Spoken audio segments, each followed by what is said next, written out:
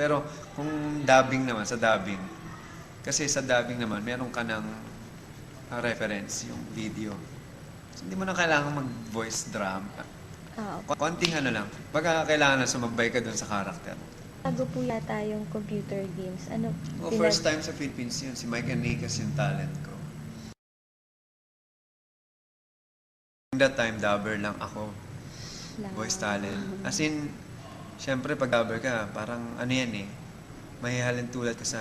Kasi sa sistema ngayon ng dubbing, parang kang pulube. Nanlilimos ka ng project. Kung hindi ka malakas sa director, wala kang lugar dito. Ganon. Kahit magaling ka, kung hindi ka malakas kay direct, ganon. So, tumagal yan hanggang 2001, hanggang sa 2003 yata. Kasi nagpunta ako sa States, nag-aral ako ng voice acting. Cyber Kuro Chan, sabi nila si Ogie Alcacid yun. Ako, hindi siya nag-dub kahit isang episode doon. Ano pong nararamdaman niyo nun na yung parang... Well, wala tayong magagawa. Artista sila eh. Parang, siyempre sa akin, wala na akong palag. Pumirma nga ako sa kontrata ng Viva na, ganito, hindi ako magsasalita. Bahala sila, sabi ko. Sige, kasi during that time, bata pa ako, 21.